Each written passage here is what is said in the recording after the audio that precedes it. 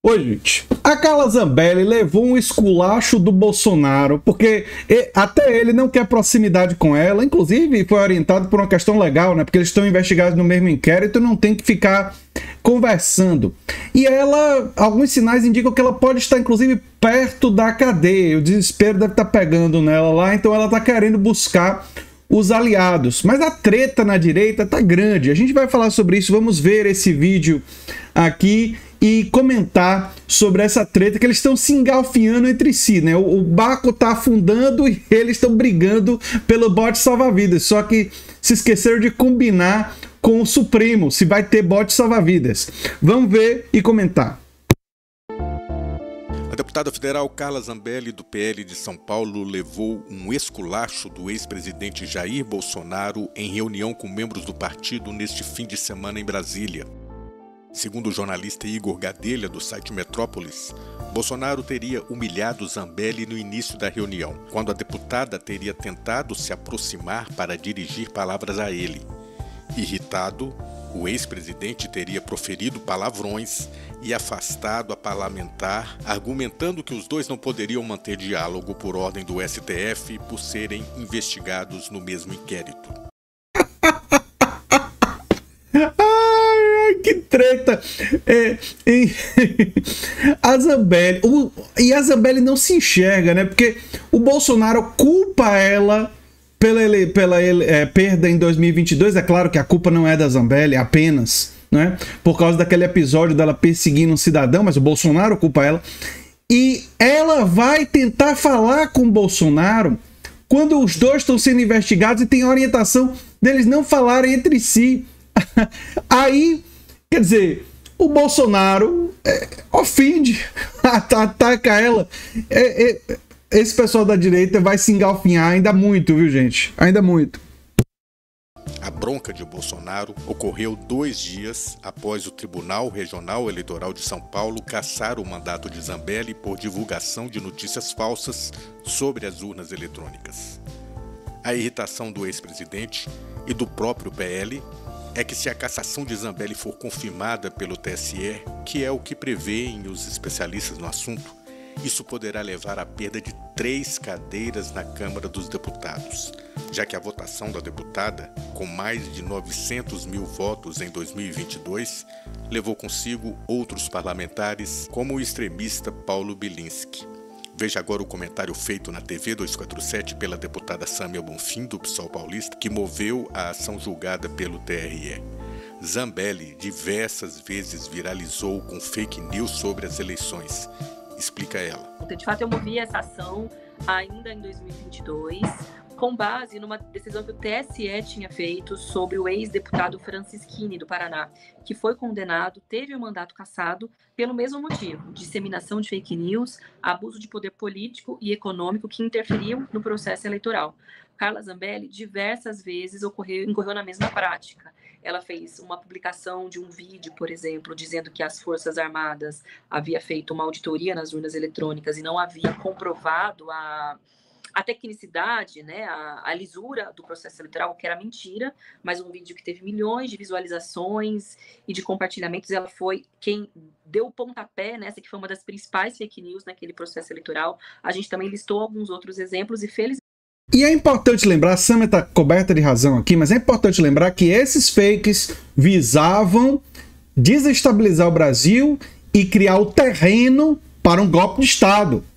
Então, além de ser uma mentira em período eleitoral, que já é muito grave, né, tinha um objetivo de pavimentar o caminho para o golpe. Nunca se esqueçam disso, nunca se esqueçam disso.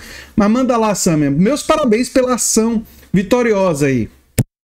O TRE definiu pela sua cassação e a sua inelegibilidade, e agora o TSE precisa referendar. E é importante aqui explicar, porque são muitas informações, então tem diferentes compreensões do que isso significa. A inelegibilidade já tem efeito imediato, então muita gente se preocupa com isso, né? Mas o TSE pode nunca discutir esse assunto, então ela pode não ser cassada. De fato, isso é um risco, né? Ou seja, o judiciário vai empurrando, e aí não vota a cassação dela, já que ainda tem mais uma instância. Caso isso aconteça, o que eu acho que não irá acontecer, mas caso aconteça, ela já está inelegível. Então isso também não é um cenário tão favorável para ela, porque a única chance de uma reversão dessa decisão é se o TSE tiver uma compreensão diferente. Então, caso o TSE não vote nada, ela já não pode ser candidata em 2026. Assim, ou seja, ela poderia terminar o mandato e não poder se candidatar, não é? Então, para ela reverter, ela quer que seja julgado, mas o perigo dela ser julgada é ela perder o mandato, que é o mais provável. Mas, enfim.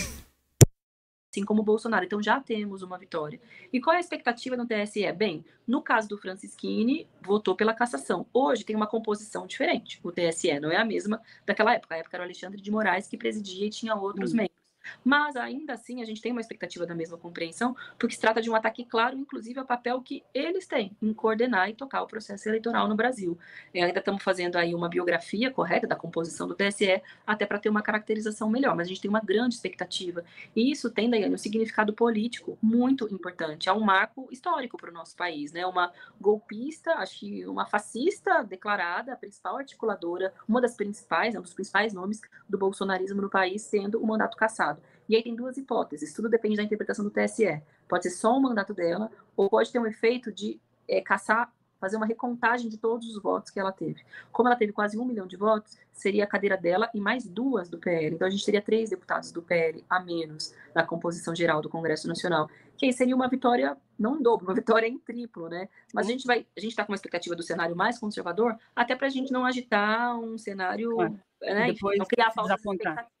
Exatamente. Vamos lidar com o fato de que o diploma dela pode ser cassado e ela pode ser substituída por um outro deputado. Eu acho que isso é histórico, isso é pedagógico para o conjunto dos golpistas no Brasil, de que eles podem e devem ter um freio, de que não podem fazer o que quiserem e de que não vão cometer crimes impunemente, né? E que precisa ser evidenciado, né, que o fascismo será combatido, né? Assim, a gente precisa mostrar que vamos combater o fascismo e o golpismo, né? Esse tipo de atitude precisa... E a gente precisa frear também a mentirada, né? Quem for candidato e tiver mentindo nas redes sociais de forma descarada, precisa ser punido, né? As mentiras precisam ser punidas. Essa descaração toda da mentirada tem que acabar, né? Tem que acabar.